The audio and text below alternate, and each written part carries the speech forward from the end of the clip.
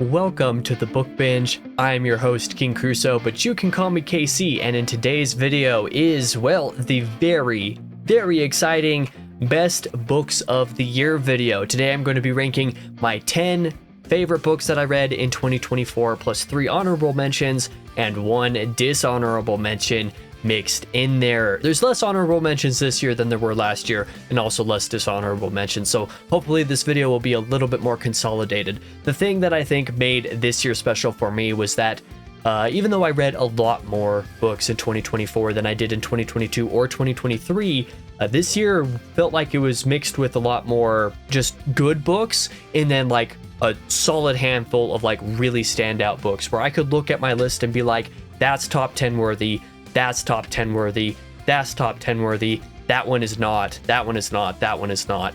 And then that's basically how I created my top 10, was doing that. And doing that, I created 3 honorable mentions. I was like, that one I don't think is top 10 worthy. It's close, but I don't think it is.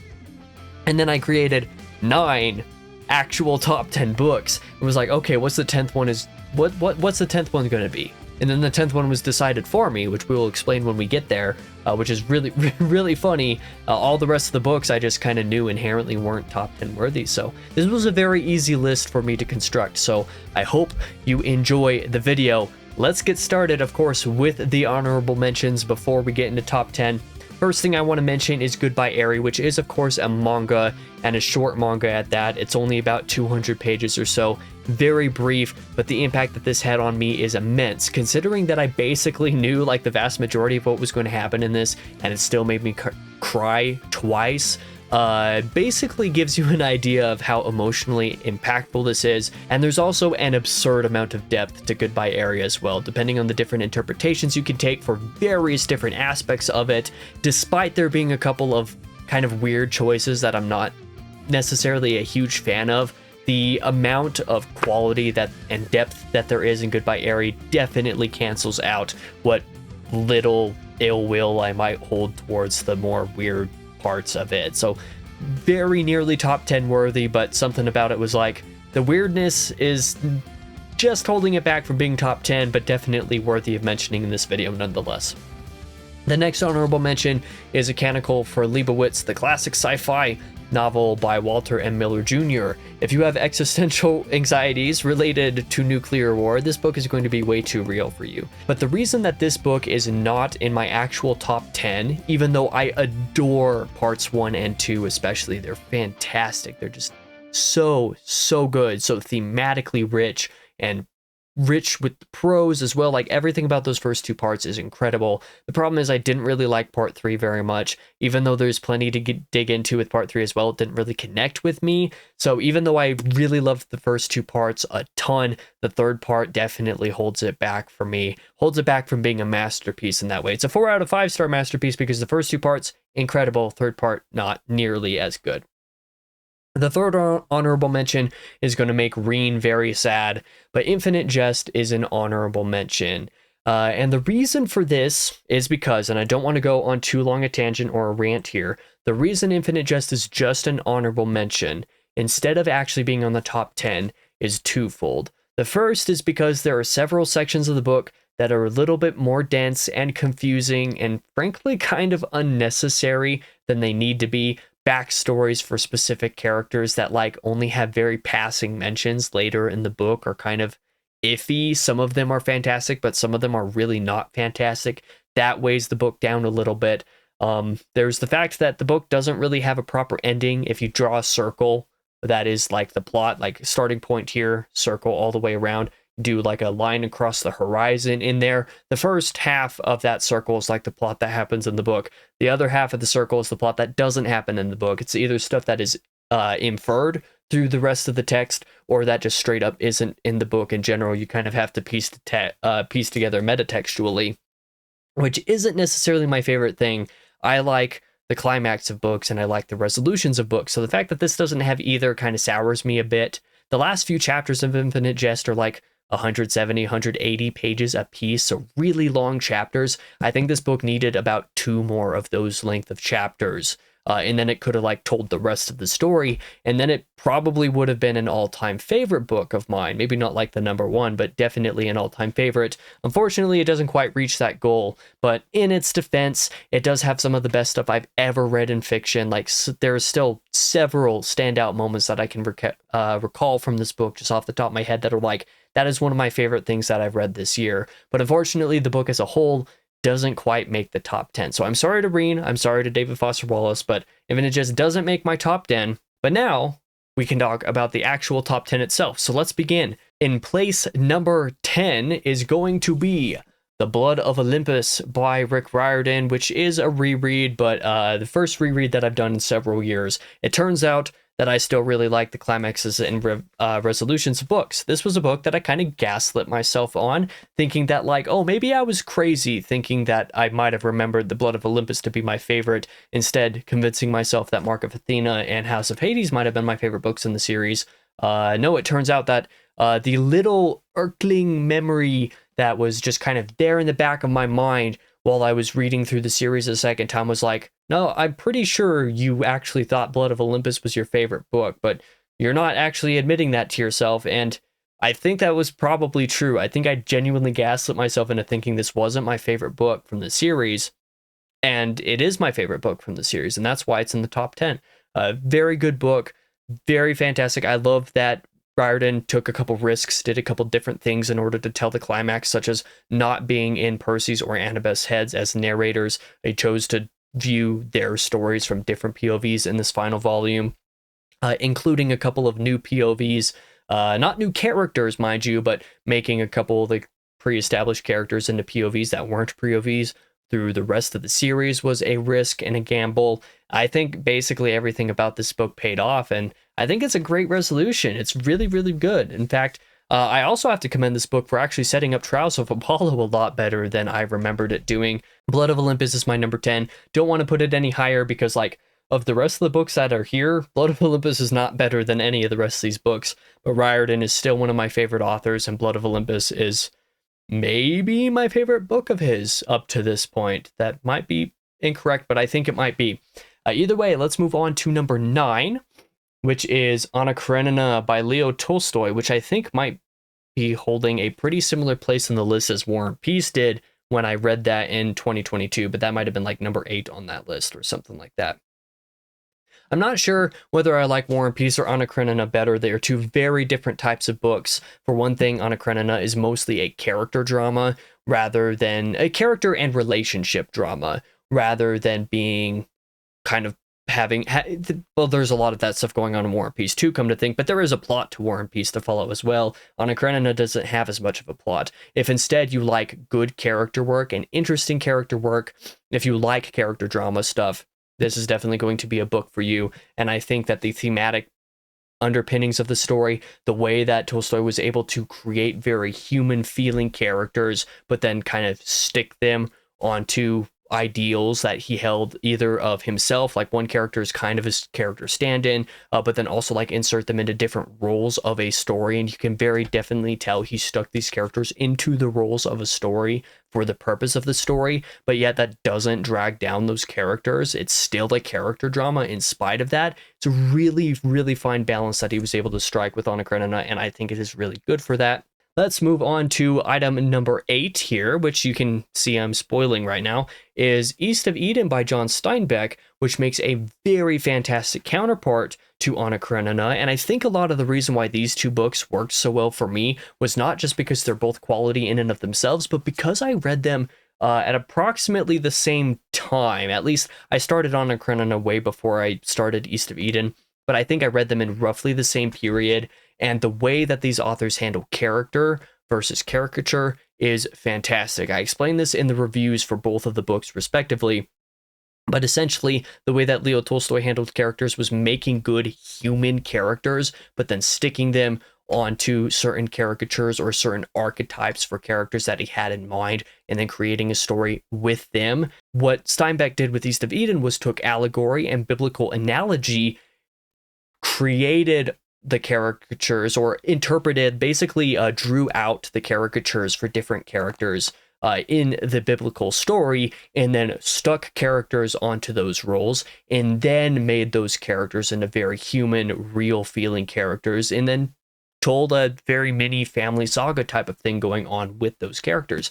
Very impressive character work in this story. I think that the analogy and allegory is great. If you really, really, really don't like the Bible, if you're very atheistic, you probably won't appreciate that side of things very much. As such, it might not be as interesting of a book to you.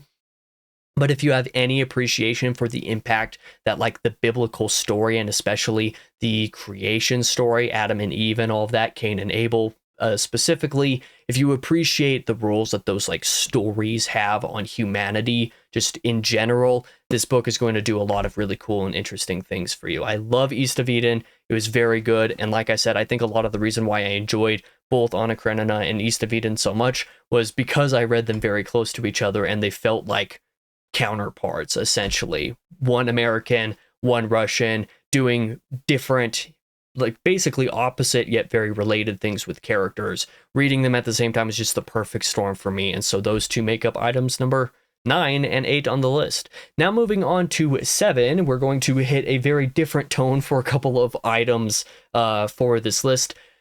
Place number 7 is The Fires of Heaven by Robert Jordan, 5th book in the Wheel of Time. Now, I only read 3 books in the Wheel of Time in 2024. That was The Fires of Heaven, New Spring, and then Lord of Chaos. So there wasn't as many items to pick through this year. I felt like I had a higher batting average with the Wheel of Time books that I read in 2023 versus 2024, but that's all besides the point. The Fires of Heaven is an excellent book within the series. In fact, it is basically tied with The Dragon Reborn for being my favorite in the series, between having really good character work, but most especially having a really, really good and actually like lengthy climax. You have a lot of characters that get to stand out and do really big, momentous things.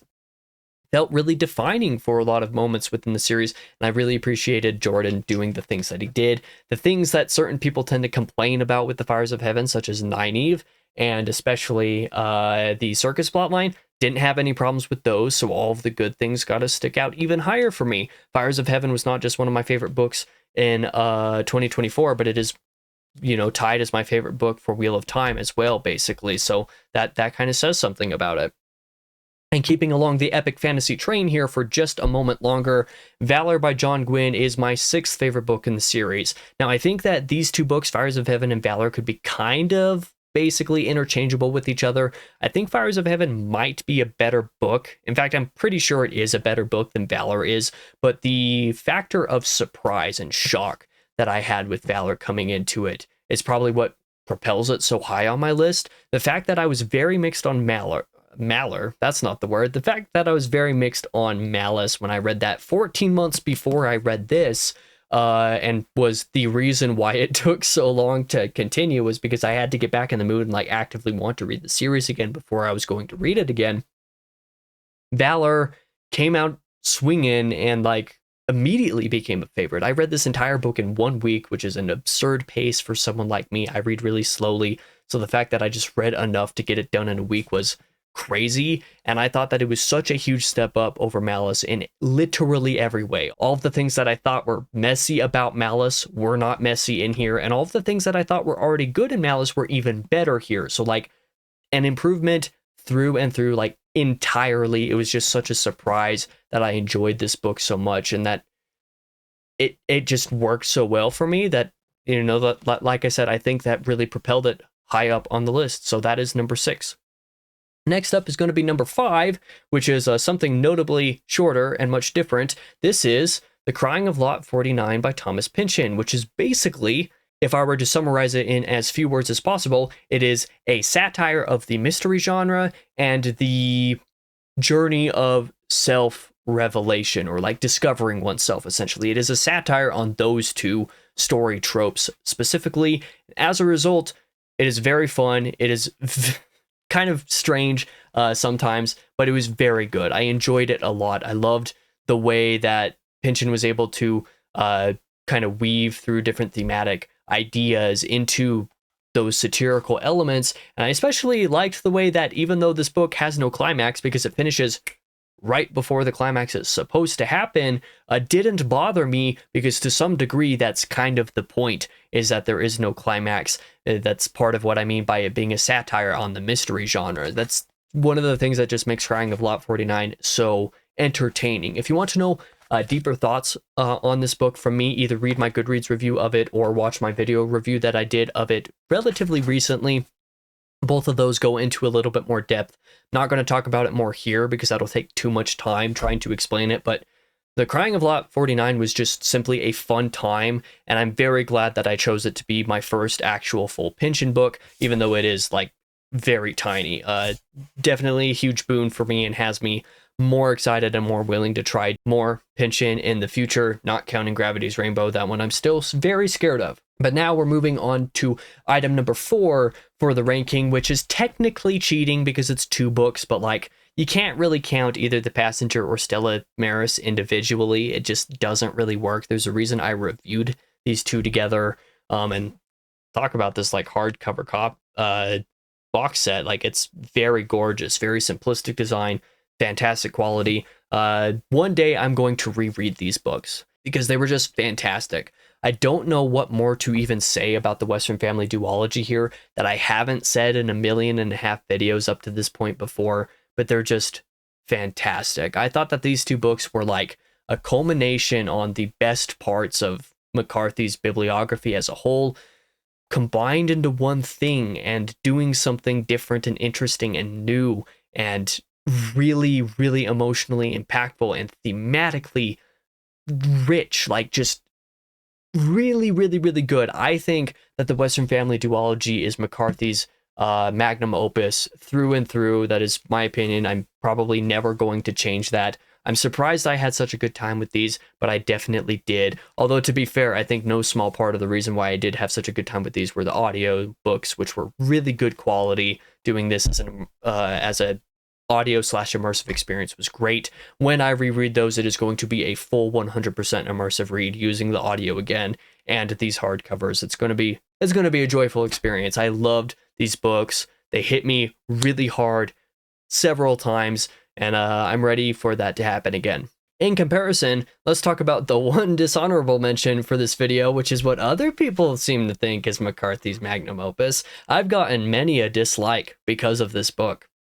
That's all I really need to say. I didn't like Blood Meridian very much. I shouldn't need to really explain more of why, because I've talked about this way more than I need to, but Blood Meridian disappointed me a lot. It was looking like I was going to enjoy it for the first few chapters, but then something happened and like it just kept going downhill after like chapter 4, like halfway through chapter 4 or something. From that point on, it just continued getting worse for me. I didn't find it very compelling for some reason. I didn't find very many of the characters compelling, especially not Judge Holden. I don't think he was very interesting. If you want to know some of the reason why I felt that way, don't necessarily just watch the review that I did for this video, but actually go to that review, find the pinned comment and my reply to that, and that'll explain a little bit of why I wasn't personally very enthralled or interested in Judge Holden as a villain. I didn't think the plot was very interesting. I found a lot of the way it was written to be pretty monotonous, considering that people praise McCarthy for the prose in this book. I don't get it. Like, I find this to be a dishonorable mention, mostly disappointing, because like I feel like I should understand why people love it so much, but I just kind of don't, and I think that's basically just unfortunate.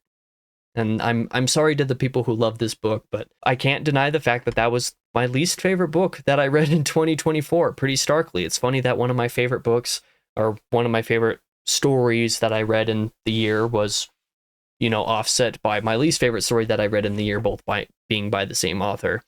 The duality of man, we shall say. But now we're going to move on to the top 3 books that I read in 2023. I'm pretty excited for all these. The first one of these is a hardcover that I have barely touched since I got it. That is Disquiet Gods. The reason that I've barely touched this hardcover is because I, of course, read this book via the e-arc a few months before the hardcover actually ever came out. Disquiet Gods is really good. I'm a big Sun Eater fan, so of course I'm kind of biased in that. I'm also really biased in that because I've worked for Christopher a couple of times in the past. I've copy edited couple projects for him. I've proofread a couple other projects of his for And to Write a Books. I've grown to have a friendship with him over the past couple of years as well, to the point that while I was in Salt Lake City over the weekend of Dragonsteel Nexus in early December, met him and got to spend plenty of time talking and working with him and some other authors and stuff. It's been really, really great experience. So I understand if somebody doesn't fully trust my opinion on Sun Eater, but maybe take my opinion on Disquiet Gods rather openly, because I think I'm actually less enthused with Disquiet Gods than the larger portion of the deep fan bases. A lot of people think that like Demon in White is the best book in the series, whereas Howling Dark was always I preferred Howling Dark over Demon in White much of the time. Ashes of Man has always been my favorite book in the series, whereas a lot of other people don't actually like that one nearly as much as anything else. A lot of people rank it like at the bottom with Empire of Silence. Disquiet Gods is one that a lot of people rank as basically their favorite now, and I do not. Even though I think the first like 40% of this book is like perfect, and the Sabratha sequence, which is basically like the climax of the first arc, is just one of the best sequences I've ever read, period, especially within fiction. Disquiet Gods also in certain ways almost disappointed me. For example, I didn't think the actual climax of the book itself was as good as I wanted it to be, because I was having trouble like gauging like spatial reasoning basically within that particular location. I've always had trouble imagining that location, but that proved to be an actual problem with the climax of this book, as it was a very big moment. There's also the fact that this is very obviously just a part one of a two-part climactic arc, where like the whole thing is meant to be basically one story, and Disquiet Gods is only the first half of that. Considering that I like climaxes, that I like resolution and stuff like that, it's kind of no surprise that Disquiet Gods, just being the first half of a climactic arc, does not, feature into being one of my favorite books in the series, versus Howling Dark, which is the end of Act 1, and Ashes of Man, which is the end of Act 2. So I presume that Shadows Upon Time will be a favorite of mine, because it'll be the end of Act 3, but there's no guarantee on that.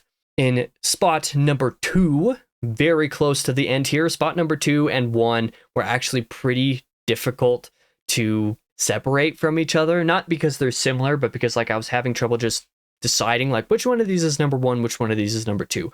Ultimately, I made my decision through a tiny bit of bias, and mostly because of like a form of weight scale that maybe not everybody will trust. But my number 2 book of 2024 is Pillars of the Earth by Ken Follett, which I just read in December, somehow finishing it before the end of the year. I thought this would take until the end of January, and no, I finished it before the end of December. To be fair, a lot of the reason I was able to finish it before the end of December was very purposeful on my part. I was like, I'm going to put on pause whatever else I'm reading at the moment and just plow through this as quickly as possible so that I can have it done by December. That turned out to be a great decision. I absolutely adored this book. I had like 2 minor complaints about it, one of those being that I think it was a little bit too short. I wanted more scenes with some of those characters in certain time gaps. I was like, no, I don't want a time gap there. I want more, And then my other minor complaint is that chapter 18 was a little bit mixed. The chapter 18 is the final chapter for reference.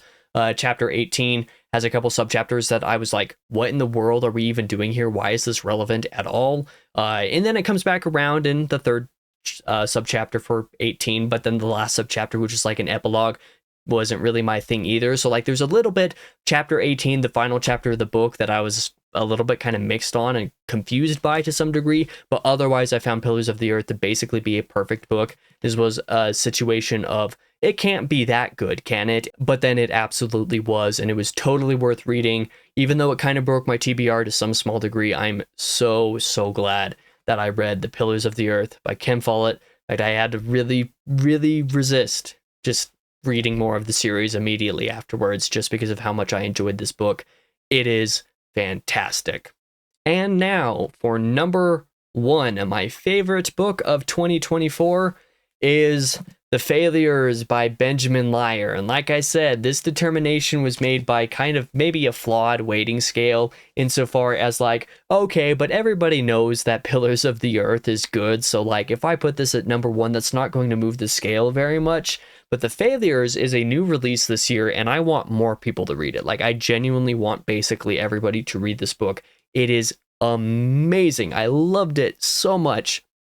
I loved the character depictions and their language and their crassness and how they felt like real people as a result of all that. But most especially, I loved all the world building and all that kind of stuff going on here too. Very, very good world building in the failures. But the thing that I loved most about the failures is the plotting and the way that the timeline kind of reveals itself through the book. You have various different questions that crop in your mind as you're reading. It's like, okay, so when does this take place? When does this take place? You read the start of the book and you assume that everything's happening more or less concurrently. Then you realize over time that it's not happening concurrently. And it's like, okay, so where do the pieces fit? Where does this POV happen? When does this POV happen? Where in the world are these different POVs? And like, how are they in relation to each other? And you think you have things figured out until a new revelation happens. And it's like, no, wait, I was a little bit wrong. Let's shift these pieces around a little bit. And it's like, okay, I think I'm right now. And then the book confirms and it's like, okay, I was right about that, but I was wrong about this one over here. Or like, I was right about all of these pieces, but now there's a new piece that I got to figure out because that turned out to be wrong. It's like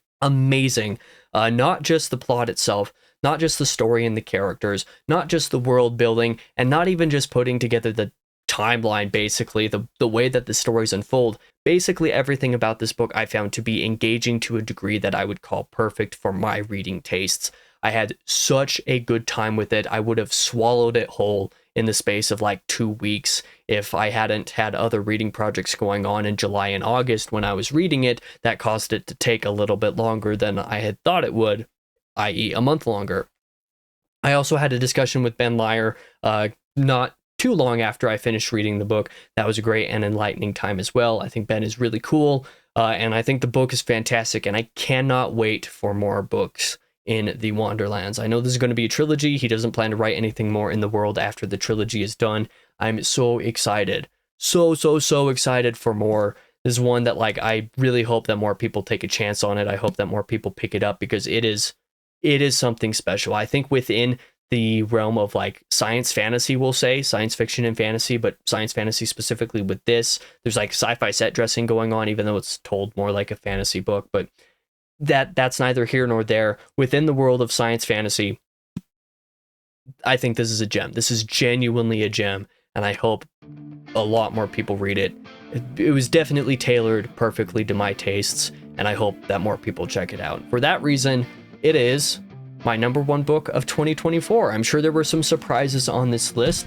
Let me know what you thought of my list in the comments below, and let me know what your favorite reads of the year were as well. I'm kind of surprised by this list to a degree, at least some of the ordering of certain things in here. But I think the most memorable thing of 2024, aside from reading these solid handful, or 2 handfuls as the case may be, of really good books, was I became a great reviewer in 2024. At least I became a much better reviewer. Instead of just writing a couple paragraphs of nonsense in Goodreads, I do longer in-depth reviews now. Like I tend to write like at a minimum like 800 or 900 words for most every long book review, but a lot of those kind of average to being like 1,200 or 1,300 words, and that's pretty lengthy as far as like book reviews and stuff are concerned. That all started earlier this year with books like Crying of Lot 49 was one of the earlier books in the year, and Disquiet Gods for that matter. These were 2 early books that I read in 2024 that I wrote long and in-depth reviews for, that I'm very happy with the quality of and how they turned out. And that became a trend for the whole year. That turned into reviews for Anna Karenina and East of Eden being super high quality. That turned into my review of Infinite Jest being unfinished because I haven't had time to work on it and I know it's going to be long. That turned into reviews of The Passenger and Stella Maris being way too long to fit into Goodreads. I passed the character count by multiple times with those, so I had to make them their own video, just the scripts, reading those scripts into their own video because they were too long to fit into the Goodreads platform. Like, it was great. I loved 2024, not just my reading, but the way that I expanded my thoughts on reading, the way that I started to interpret them a little bit differently and explore a path of reviewing in a written medium that just worked for me. So I think I'm rambling at this point. I think the point that I'm trying to make is that 2024 was a great year for me. I hope it was a great year for you, and I hope that you enjoyed watching this video of me covering the year in general. So yeah, thank you for watching this top 10 books of 2024 video. I hope you enjoyed your time here. Like I said earlier, go ahead and shout out your favorite books of the year below and let me know what you thought of my list in the comments so that I can get a little bit of an idea what my audience thinks about this ranking. Thank you once again for watching this thing. For now, I have been your host, King Crusoe, but you can call me KC, and I hope to see you guys in the next video.